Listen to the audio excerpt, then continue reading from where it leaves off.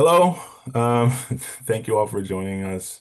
My name is Jeff Markham Jr., Senior Program Officer and part of the Community Impact Team here at the Community Foundation of Western Mass. Really excited to have you all here today and talk a little bit about our newest funding mechanism, flexible funding for 2026. It's a really exciting time for us, a really busy time for us. And we're excited to talk with you folks about what we're looking to fund this year and how to be connected to the work that you're doing in your communities across the region. Um, the first step, I think, in that is introducing the team that's here. So any CFWM staff members, I know Jen, Nicole, and Steph are here, but if any other staff members are here, and I cannot see, there's a lot of folks in my Zoom screen now who want to introduce themselves as well. But I'll start with Nicole. She seems to be unmuted.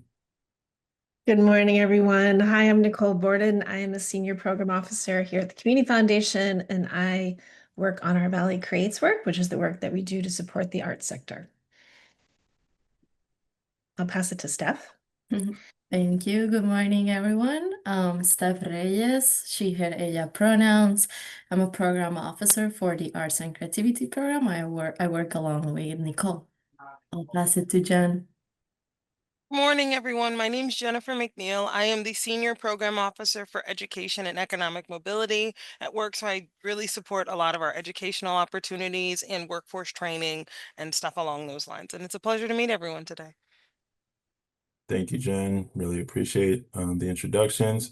And there'll be plenty of opportunity for folks to come off mute near the end, ask questions, or introduce yourselves as well. But for anyone who's just jumping into the meeting now, feel free to put your name, what organization you're representing, and what county you're from in the chat. So the community impact team at CFWM is here to connect the foundation with the people, organizations, and communities across our region. We think of it as a bridge linking community needs with resources and relationships that can help meet them. We provide financial support through grants to nonprofit organizations, fiscally sponsored groups, and other mission-driven partners. We also invest in capacity building and create opportunities for connection, collaboration, and shared learning. Beyond our grant making to organizations, we support students through scholarships, which Jen is intimately connected with, and has been toiling over for months and months. And uplift the creative community by funding local artists. That is a grant program that Steph runs. At the heart of our work is a commitment to equity, partnership, and the belief that communities know best what they need.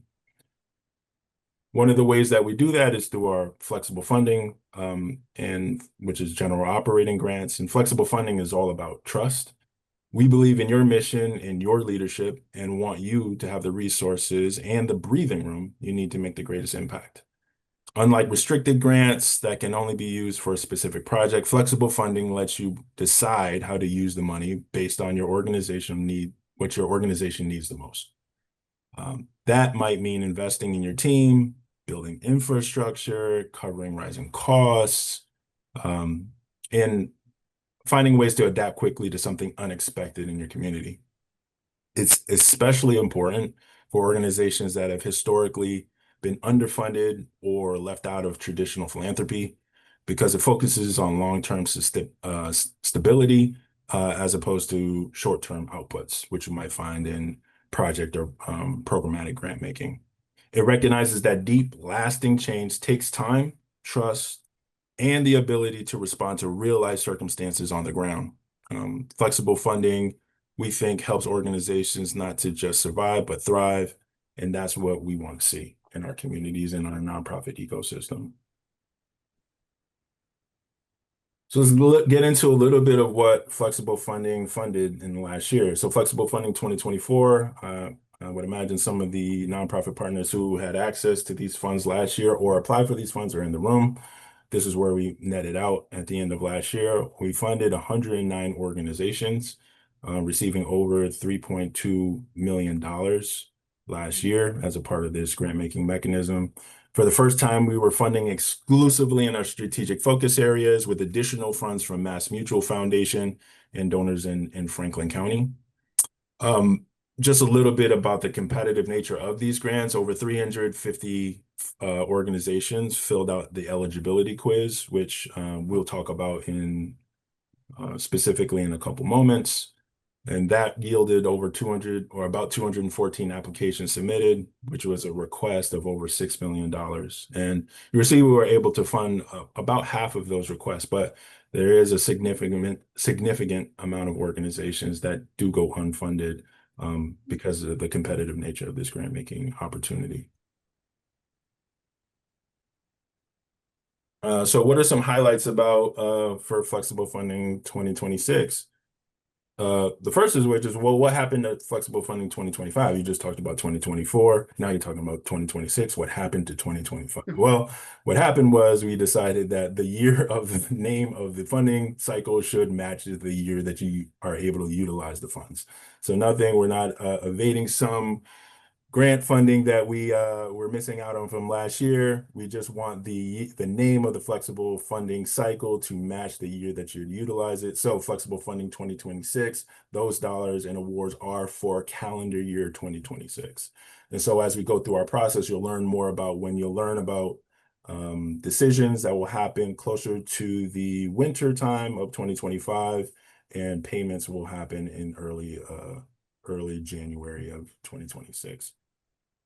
Another important highlight is our partnership with MassMutual Foundation. We're incredibly excited to be in partnership with MassMutual Foundation, and also equally excited to announce that growth of that partnership has gone from $500,000 to $800,000 this year. This is for organizations that are serving the Springfield area and Springfield serving area. For organizations that are operating in the financial resiliency sector. And we'll talk a little bit more specifically about the focus areas that MassMutual wants to highlight in a couple moments. We do have additional funds from Franklin County that are specifically for our Franklin County organizations operating in basic needs. And we'll talk more about the financial implications of that pot of funding as well. And we've updated the application this year. We think that is a little bit simpler than we've had in the last years. It's something that we are constantly working on and thinking about. How do we elicit enough information from organizations to make informed decisions, but not overburden organizations with information that we actually do not need to make decisions? It's a difficult balance, and we think we've struck it in a good place this year. So more about eligibility. We've expanded our focus areas by region, and I'll talk specifically about that in a moment or two. One thing I did want to highlight is organizations or entities that are not eligible for funding through flexible funding application process. So organizations with budgets over $10 million will not be funded through this funding mechanism. Endowments or capital campaigns, you can do capital work with flexible funding. They are general operating dollars, but we don't want to be the launch of your capital campaign as a part of this program. Religious organizations, unless a fiscal sponsor or for a broader community benefit, or orgs that cannot apply for these funds. Institutions of higher education, which are 2- and 4-year colleges and universities, including for scholarships. The reality is that we support our 2- and 4-year colleges through the work that Jen does with Western Mass Completes, and through scholarships as well. And so that is not a part of this funding mechanism. It is really, that work is incredibly important and one of the main focus areas of the foundation, but it's just not a way that we fund through these means. We don't fund academic research, K-12 schools, public, private, or charter schools. We do not fund municipalities or government agencies and organizations whose mission is to support those municipalities or government agencies, such as Friends of Libraries or school districts, if they're public libraries, and startup organizations that do not have a year of financial data as of September 1st, 2025. If you're close in August, we can definitely speak about that more with more clarity. If you have more questions about that, I'll tell you about ways that you can interact with a program officer to get some clarity. So again, I said before that we are funding not primarily, in our focus areas. And so these are the focus areas for Community Foundation of Western Mass that apply to all regions, which is Hamden, Hampshire, and Franklin County. The first is racial justice. This is an area is about advancing equity and actively dismantling systemic and structural racism. We're looking to support organizations that are addressing racial disparities in meaningful ways, whether that's through advocacy, community organizing, healing work, healing-centered work, or creating pathways to opportunity for communities that have been historically marginalized. If racial justice is central to your mission, this is where your work fits. The next is post-secondary education and training. This is for organizations helping people gain skills and education beyond high school. That can include trade schools, it can include vocational training, certificate or credentialing programs, apprenticeships, or other non-traditional paths towards education. The key here is access, right? So making sure learners of all ages and backgrounds can gain the tools that they need to thrive in today's workforce.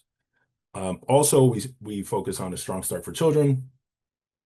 This is about helping young children under the age of 5 and their caregivers get the foundation they need for long-term success.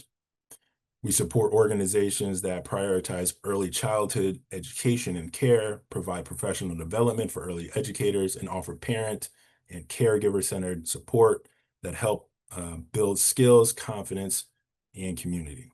And finally, we support a vibrant arts and creativity ecosystem. This focus area centers on arts as a vital part of our community life. Through our Valley Creates initiative, we fund organizations whose primary purpose is to create or present artistic and creative programming. If your work lives at the intersection of creativity and community, then this is where you can thrive. Now, for Springfield serving organizations, so these are organizations based in Springfield or serving a large population of community members from Springfield. This is specifically connected to the Mass Mutual Foundation's focus on financial resilience. They have 4 focus areas as well. The first is building networks. This one is really about connection, helping people find their way to the resources and support they need, and making sure that those supports are working together, not in silos. It could be about coordinating services, collaborating with other organizations, or just creating space where trust and relationships can grow. When people are connected, they're better able to meet their basic needs and work towards their goals. The next is fostering financial health. This is about helping people take control of their money and build towards a more stable future. We're talking about things like financial coaching, credit building, debt management, or helping folks access safe, affordable financial products. If your organization helps people feel more confident about their finances and supports long-term wealth building, this focus area is for you. Then we have fulfilling basic financial needs. This one is about ensuring people have essentials in place. Things like dependable childcare that work with real-life schedules, access to food, or affordable housing. These are the things that make day-to-day stability possible. If your organization is helping families meet the basic but critical needs, you're squarely in the zone of this funding. And finally, there's expanding employment opportunities, which is closely related to our post-secondary education and training focus areas that we have at CFWM. This is about helping people get into quality jobs or even start their own businesses. Whether you're providing job training, post-secondary education training, workforce readiness programs, or support for small business growth, if your work leads to higher incomes and more opportunities, then this focus area is connected to your organization. And the last focus area is specifically for our Franklin County funds. Thanks to some generous partners, we have additional funding just for Franklin County. And this funding is all about strengthening family economic resiliency. And we're focusing on 3 key areas here. First is food security. We want to support organizations that are helping ensure families in Franklin County have reliable access to food they need, whether that's through food distribution, community meals, local food systems, or other creative solutions. Second is housing security. We're looking to fund organizations that have been helping people stay housed or access safe and stable housing. This could include rental assistance, shelter services, housing navigation, or expanding affordable housing options. And third is basic service needs. This covers essential services that help people get through daily life, like access to healthcare, transportation, or other human services that often act as a lifeline for families facing economic stress. Now, that's a lot of information, and you don't necessarily have to identify the place that you or your organization you think fits best. There is one application, and you will have access to all these different types of funds. Now, you can only be funded once, right? So you can't be funded through CFWMs, grant funds, and then Mass Mutuals as well. But we will situate organizations in the place that we think they have the best opportunity to be funded. And we have the one application. I wonder if there's anything that need to be lifted up in the chat. My colleagues there that y'all think would be relevant as I transition to the application process. If not, that's okay. We can go and then No, one just popped up and I just noted. Somebody wanted to know, does the $10 million organizational budget ceiling apply to Mass Mutual grants as well? it does. So all grantees in this pool. Mhm. And then I see that Nicole answered one. And then there was a question that was lifted up earlier. How do startup nonprofits find or support physical space? How do you generate funding when so many grants require a 3-year history? And that might be another conversation, but just Yeah. something that came up in the chat. Yeah, I mean, we only require 1 year history. But yeah, I totally agree and understand that there are the nature of general operating grants and them being able to be utilized in ways that are, successful or ways to sustain organizations over time, lends us to want to have a little bit of a history of an organization operating, which I think is right. But there are and hopefully are other opportunities for organizations to receive funding in their first years. Our racial equity and social justice fund grants, which were specifically about power building and advocacy, but did not have that parameter of needing a year of an organizational history or finances. So there are different opportunities, maybe not this one, but we can help to identify other strategies for organizations if you're in that 1 year space where you can't get to this place just yet.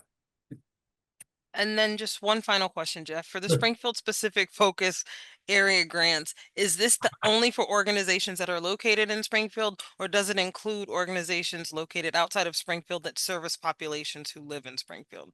Yeah, so the latter. So if Nope. you do not have to be in Springfield, but we want to see a significant showing that you're serving Springfield-based populations. And so the proximity might matter in some ways it doesn't. We can talk more specifically about that. At the end of this, we'll talk about the ways that you can communicate with a program officer and get some more detailed information, which is all of our in-person info sessions and our drop-ins that we'll have online.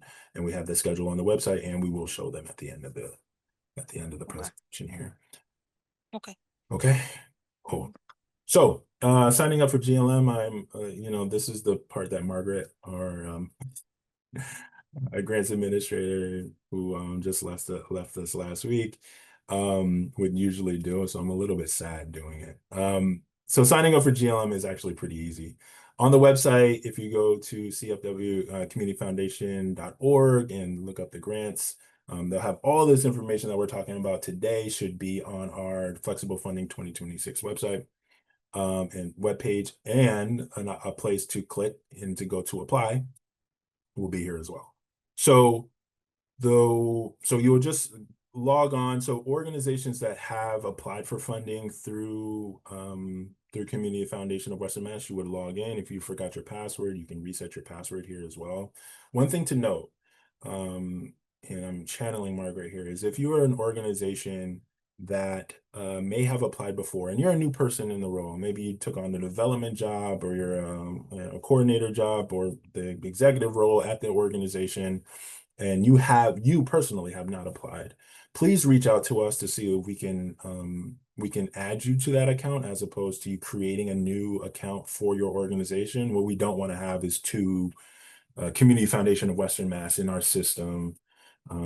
So if you are unaware, and you think you might have, your organization may have applied, or you think that somebody else within the organization used to hold this role of writing or writing the grants, please reach out to us at grants@communityfoundation.org in order to rectify that issue.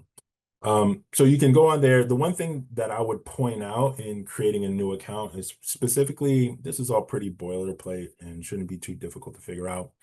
The one thing that sometimes trips folks up is if you're a fiscally sponsored organization, just be sure to click fiscally sponsored in your EIN. You put in this series of, I don't know how many zeros that is right now, but that series of zeros and go through the process just like that. It's actually pretty simple, but if you have any questions at all, just reach out to us at Grants and we'll get you situated.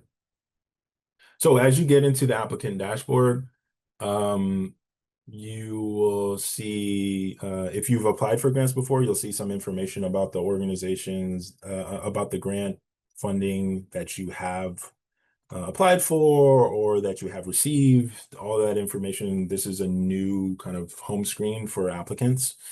The thing you're going to be looking for is apply, which will be on the top left corner. You'll click that apply button and it'll bring you to a page that talks about our eligibility quiz.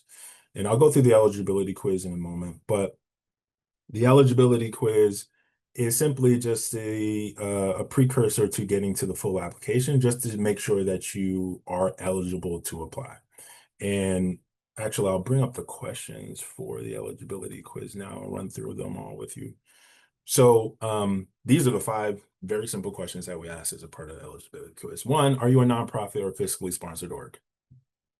Very important, because if it's no, then you should not be applying for funding.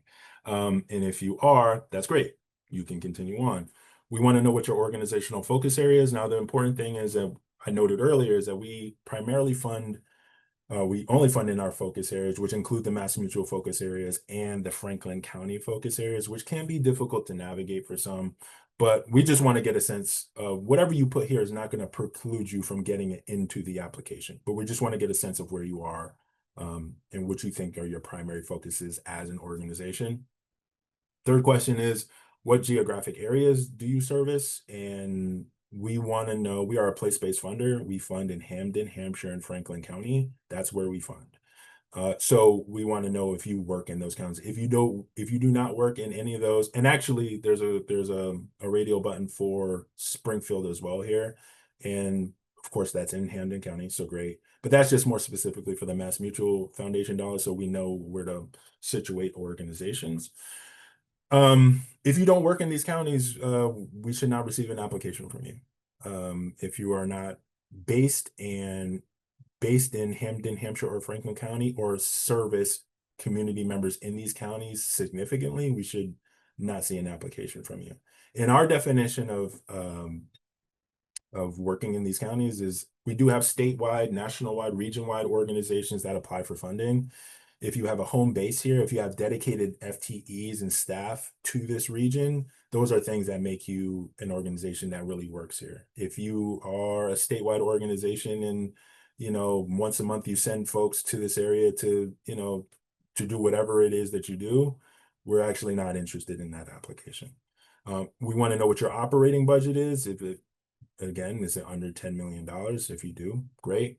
And do you have financial information for the last 12 months, which is a P&L, some sort of profit and loss, expenditure reports over the last year?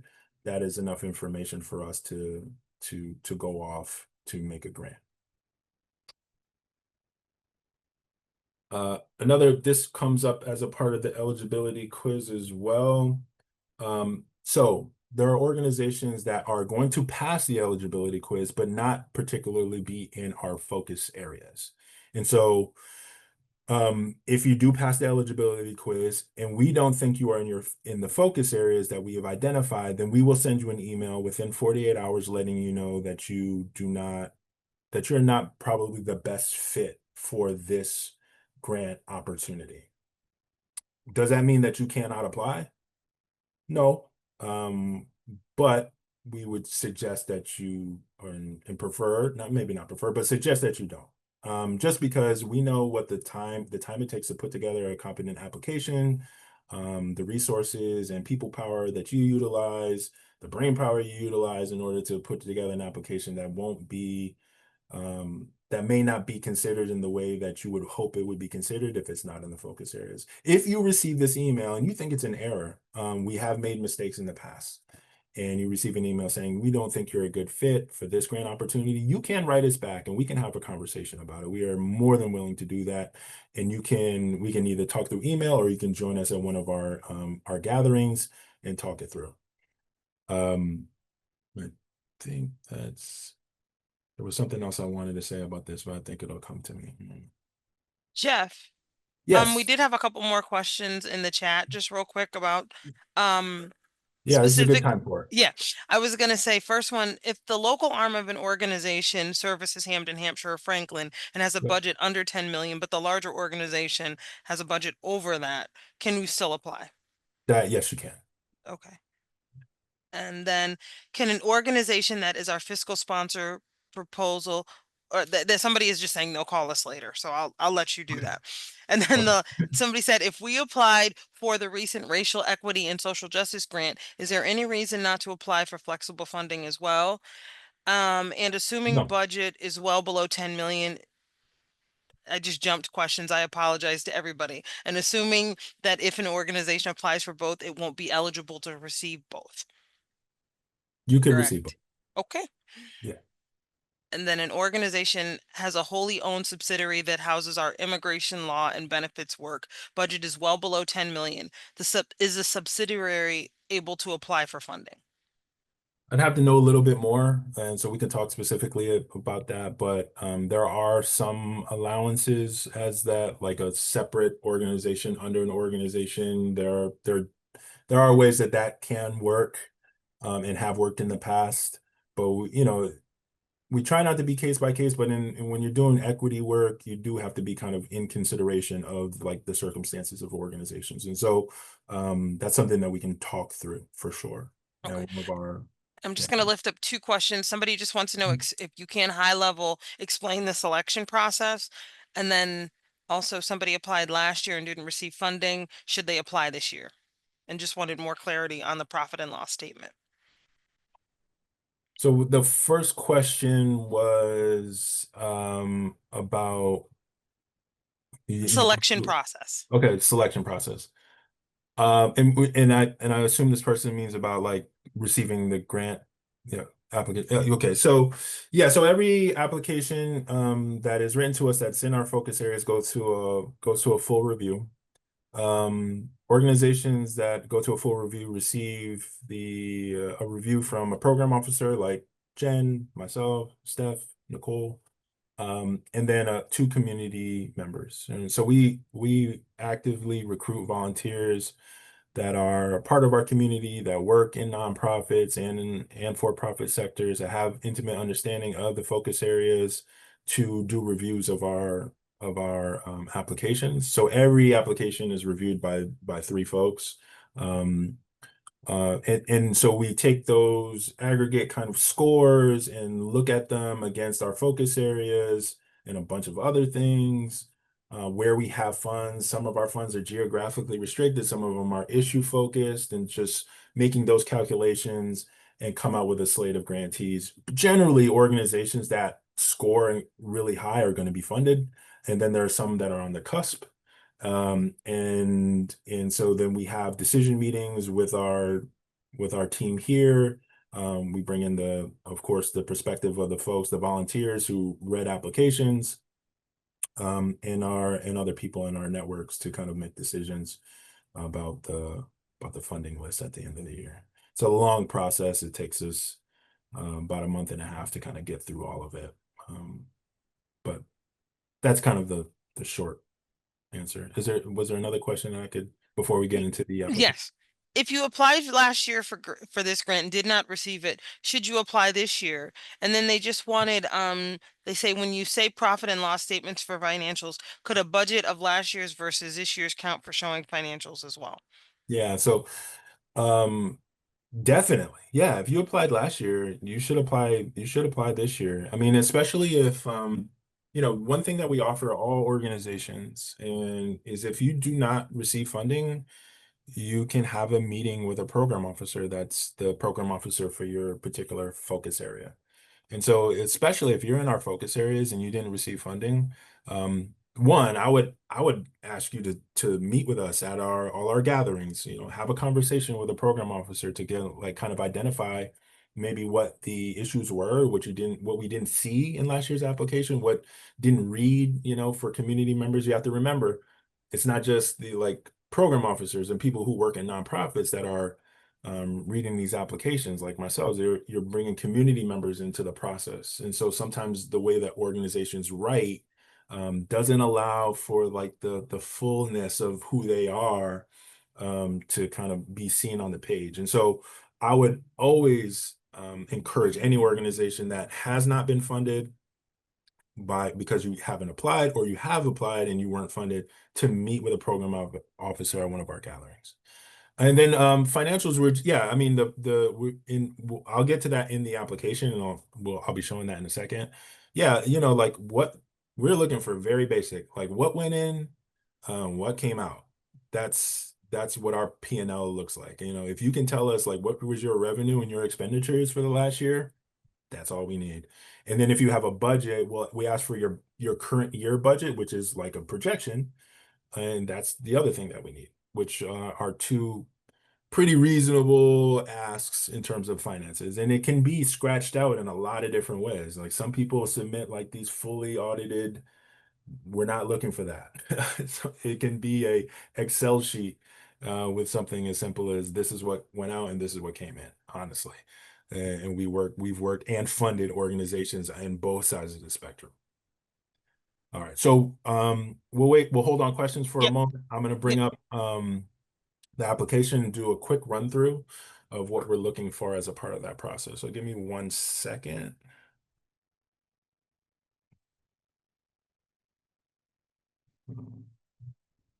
Yeah.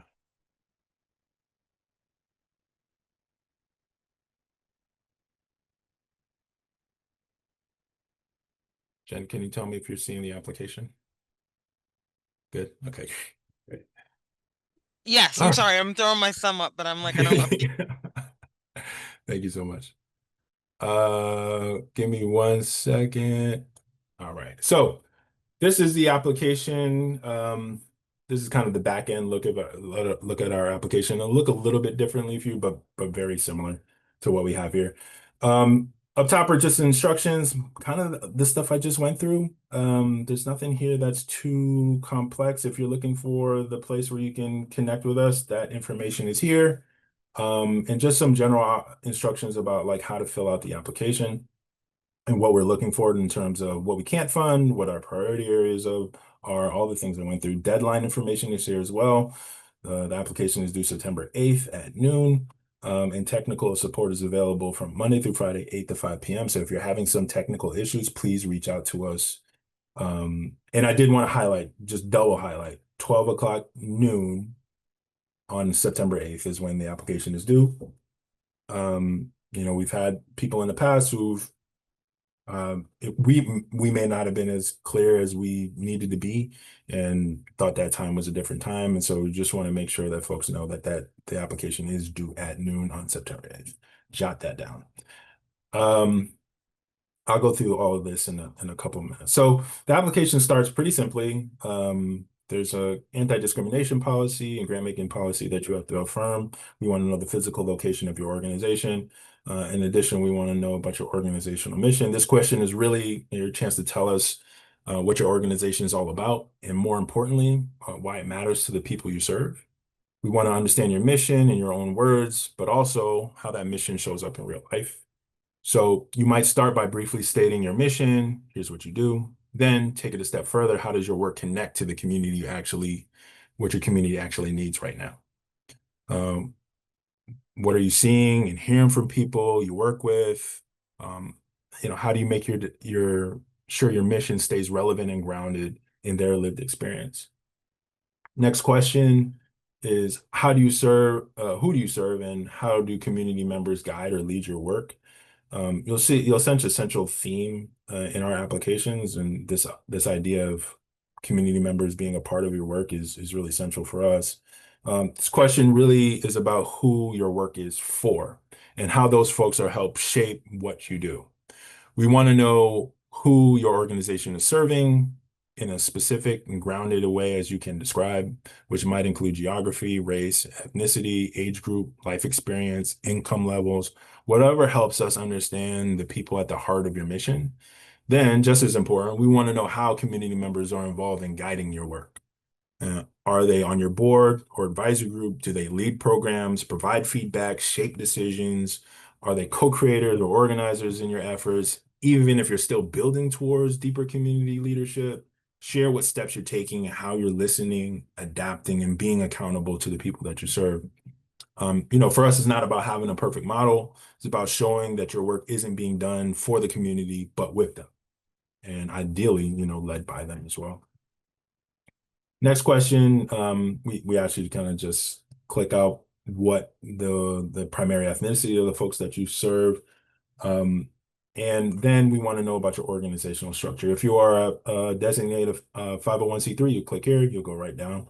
If you are a fiscally sponsored organization, you do have a little bit more work to do. If you click this, another tab will appear for fiscally sponsored. Thanks to Nicole and Steph, we did some amazing work this year on adapting and changing our fiscal sponsorship needed information, working with our accounting folks and our financial folks at the foundation, to really kind of like pare down all the things we asked for. In years past, we asked for meeting minutes and a bunch of other stuff, and we've significantly reduced the burdens for fiscally sponsored organizations. So you are going to, and everyone, y'all can see this pretty well, right? There is a proof of fiscal sponsorship form that is right here. You can download a copy. If you just click this, it'll open up. And this is a form for you to fill out in connection with you, the fiscal sponsored organization, and your fiscal sponsor. It's pretty simple information, and it tells you the things that you're going to need. What's important about filling this out is that this is not only qualifies you for the competitive grants, but also donor advised grants. If you're a fiscally sponsored organization and you could potentially receive grants from donors, this is a way that you can be now in our system to receive those. So you're going to upload that fiscal sponsorship form right here. And then we ask for the current or audited or reviewed financials of the 501c3 that you're sponsored by. And they should have this information. You could have a completed 990 from the previous calendar year as well, in addition or instead of the audited finances. And if that's something that you don't have for either and your fiscal sponsor can't provide those, then reach out to us and we can talk a little bit about what are the other options. We ask for the financial sponsor org, their address, who's the leader there, their title, their email, and their phone number. So last year we asked for the meeting minutes, we asked for an MOU, we might ask for a drop of blood. I don't know, but I think we've pared it down in a way that makes a lot of sense. So this is another important question. The geographic demographics, which for us helps us kind of situate where, we do have some geographically restricted funding. And so where do you primarily do your work? So this is meant to be a percentage of the work that you do. If you're an organization that only works in Franklin County, this number, you're going to put in 100. 100% of your work happens there. You're not venturing into the other 3 counties to do your work. We know that's pretty rare, but some orgs may operate like that. If you are working across 3 counties, then you might want to put 33, 33, 34. And specifically note, if you are working in Springfield, again, this is a part of the Mass Mutual Foundation funding, so we can have a sense of the work that you do in Springfield. If you are working outside of these 3 areas. You can notate if you're a statewide organization and a lot of your work is happening in Boston, 60% of it's happening in Boston, and only 40% is happening in Hampden County. Please be accurate with those. We will double check them to the best of our ability. And again, we are a place-based funder, and so we are donors, and we want to fund organizations, and our preference. We want to fund organizations that are working right here in our 3 counties, and that's incredibly important to us. If you are a Springfield-based organization, you support Springfield orgs, you'll click that. You'll get another drop down so you can tell us a little bit more about how you do that work. Okay. Next, we asked a little bit about leadership information. Question is, how does your organization ensure that your board of directors are fiscally sponsored, your leadership, if fiscally sponsored, your leadership team, advisory group, or other decision-making body reflect the identities, experiences, and other perspectives of the community you serve? This question is about who is at the table when decisions are being made in your organization, and whether the folks in leadership reflect the people and communities you're working with. We know that every organization is in a different place with this, so don't feel like you need to have it all figured out. What we are looking for is a genuine reflection on how your board or your fiscally sponsored, your leadership or advisory group represents the identities, lived experience, and perspectives of the communities that you serve. You might share how you think about board recruitment and leadership development. Are you intentionally creating pathways for community members to move into leadership roles? Do you prioritize lived experience alongside professional experience? Are there any practices that you use to ensure that decisions aren't being made in a vacuum or disconnected from the reality on the ground? If you're still working towards a board of leadership team that reflects your community, that's okay. Just let us know what steps you are in getting there. After that, we ask how many people currently serve on the board, how many of those folks identify as BIPOC, does your executive leader identify as Black, Indigenous, or a person of color? We want to know the total number of staff, which is different than the full-time equivalents as a part of your organization. And if you can give a guess of percentage of how much of your staff is made up of Black, Indigenous, or people of color as well. Next here, we asked about the grant request, which is the first thing here is the project name. In this box, you should put Flexible Funding 2026. And people come up with very creative and cool things to put here. I promise you, I'm going to erase them and put Flexible Funding 2026. So just go ahead and put Flexible Funding 2026. And it's simply just for our backend system. It makes us easier, it makes things easier to find for us. And so please just do that. You're allowed to request up to $30,000 as a part of this grant request. If you're an organization that wants to request less, you feel free to do so. And this is kind of the primary part of the application. Here we ask, what are your organization's primary goals for 2026, and what is your organization capacity to achieve these goals? Question is a chance for you to share where your organization is headed this next year, what you're aiming for, and how you're prepared, how prepared you feel to get there. Start by naming a few or 1 or 2 of your key goals for the year. These don't have to be big, flashy initiatives. They can be about deepening existing work, expanding your reach, strengthening your team, stabilizing operations. We just want to have an understanding of what's most important to your organization right now. Then talk about capacity. In other words, tools, people, systems, or support you already have in place to help you reach those goals. That might include your staff, partnerships, community support, or lessons learned from past work. If there are areas that you're still growing or need support, that's great. Just be honest about where you are and what you're building towards. We're not looking for perfection at all in this spot, just a real snapshot of what's going on in your organization. Next, the question is, what is the most pressing challenge or opportunity your organization is currently facing, and how are you addressing this challenge or opportunity? This question is asking what's really on top of mind for your organization right now. What's the biggest challenge you're navigating, or maybe a big opportunity you're trying to seize? Every organization has something they're working through. Maybe you're facing staffing shortages, funding gaps, increased demand for your services. Maybe you're in a moment of growth, expanding a program, moving to a new space, building a new partnership, whatever that is, share what's most urgent or significant for your team at this moment. And then we would like you to tell us how you're responding. You don't need to have it fully solved. This is a space to be real about how you're approaching the issue, what steps you're taking, and what kind of support would help. We're interested in your thought process, your creativity, and your resilience, not just outcomes. The next question is, what do you want us to know about your organization that we didn't ask? And this is a question where you get to speak freely. Think about your opportunity to fill any blank or share something that really captures the spirit of your organization. Maybe there's a story or experience that reflects your values or shows an impact in a way that numbers can't. Maybe there's something unique about how your team works, the relationships you've built, or the way your organization shows up for your community. Or maybe you're just in a moment of transition or growth and reflection, you think we should know about it. We designed this question so you can share what you think is most important, especially if it didn't naturally fit into any of the earlier answers.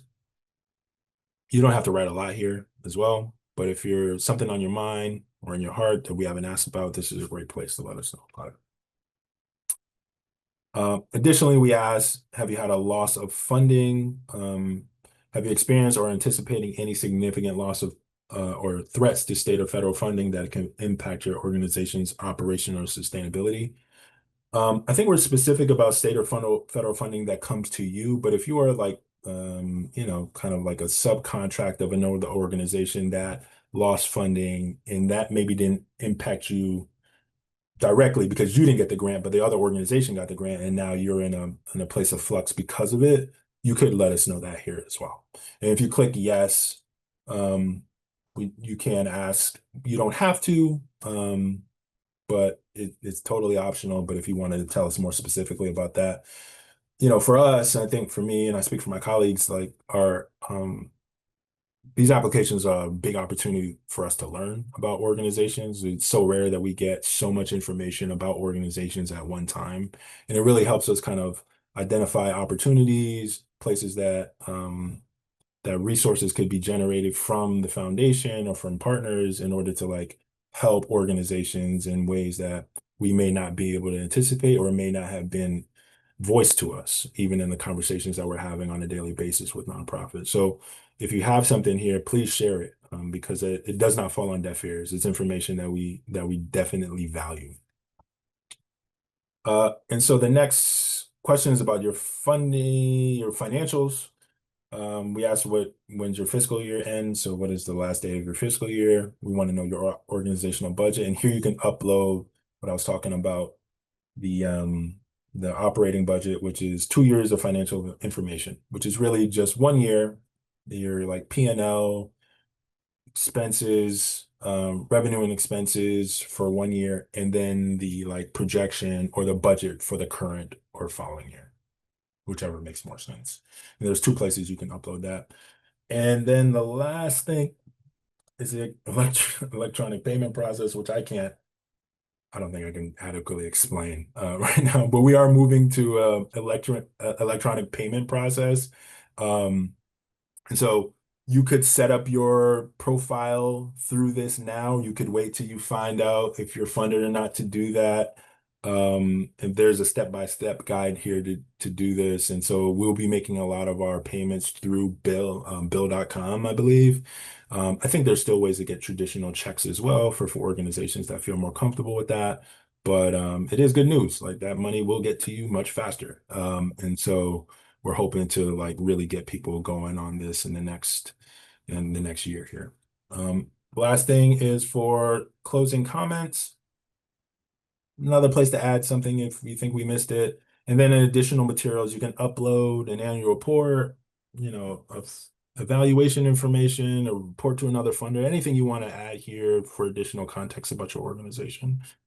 And then there's the potential training topics, which you can like highlight here. These are things that if enough folks are saying we need this, we can identify strategies to do capacity building in these spaces. And so we hope we will identify some potential training topics for us all. Okay, I'm gonna stop sharing this now. I have more slides, but like we got like 9 minutes left. One thing I did want to share in the slides, and then we can go to questions, and I can stay on past 10:30 unless the thing is just going to shut down at 10:30. I hope it doesn't. I think we're good. We're I good. think we're Okay, okay. good. All right. So the last thing I do want to share, and this is on our website as well. Please connect with us. I mean, I'm very serious about this. It's a great opportunity to get to know us, for us to get to know you and your work. So we will be in person August 12th at the South Hadley Library, August 13th in our offices downtown Springfield from 10 to 12. To Shea Theater coming up to Turner's Falls on August 19th from 10 to 12. Really excited about that. We're at Bombix the following day, August 20th from 3 to 5 p.m. And then in Westfield at the Westfield Boys and Girls Club on August 28th from 10 to 12. Lastly, you can connect with us virtually. We're having another one of these info sessions, August 20th. We have and Zoom drop-ins. So these are like the week before the application closes. You can drop in. We'll be just in the room. I'll be sitting here. Jen, Nicole, Steph will just be sitting in the room, waiting for you to come in and ask questions. So we'll be there. All of this information is on the website. And one thing I want you to really hone in on, applications due September 8th, 12 noon. And decisions, you won't hear anything until December. And folks that will be awarded will get we'll get those checks or that bill pay stuff, whatever that is. I'm not the finance guy, in January. So that's it. That's what I got. Okay, Jeff, we did have a couple of questions. Okay. First, to be clear, the fiscal sponsor and the fiscal sponsored organizations would submit different applications. They just Oh, wanted to so know. yeah, so an organization that's a fiscal sponsor could apply for funding, and a fiscally sponsored organization that works under that fiscal sponsor could apply as well. So, we have some fiscal sponsors in the house. You can apply, and then an organization that you're sponsoring can apply as well. Okay. And then there was a second, and you just answered it, but it was saying the Franklin County CDC is a fiscal sponsor to 3 Yeah. organizations. Can they all apply? You just answered that with the yes. Yeah. Um, I kind of thought that's where that question came from, but it did. Is there a way to download or receive a transcript of the chat? We are recording it, so I think that it might be something that we can either share or repost or something along those lines. yeah, we'll be sharing the link. It'll be on the website, and I think folks who registered will get an email with the link to this info session. I think that will Okay. happen. Yeah. And then you did put our names up and stuff like that, but somebody did ask a question. Is there someone specifically we can call to ask a specific question? So I think they want to just have something Yeah, offline. I would encourage folks to come to the in-person sessions. If that's not something you can do, you can shoot us an email. Every one of our emails is on the website. I'm just jmarkham@communityfoundation.org, and S. Reyes, J. McNeil and Borden. So those are relatively easy to find, but if you have any specific questions, you can email us. And most of us are not taking individual meetings right now just because we're in the midst of, as a part of the flexible funding process, we don't do progress reports, we do check-ins. And so we're in the midst of doing our second check-ins with our current grantees. So those, like all of our separate time that's not on this, is dedicated to that. So we're not taking too many meetings. So I would encourage folks coming to the sessions or emailing us. And if it's a question that we can answer on email, we'll do that right away. And then Jeff, just a lot of thank yous, a very thorough presentation. Great job. Oh, great. Keep up the great work. All those good things in the chat. If there weren't any like folks who wanted to come off mute and ask a question, we do have the FAQs on the website. That was something I was thinking about putting into I'm actually glad I didn't put it into the presentation because that was pretty long. Okay, we'll let folks go then.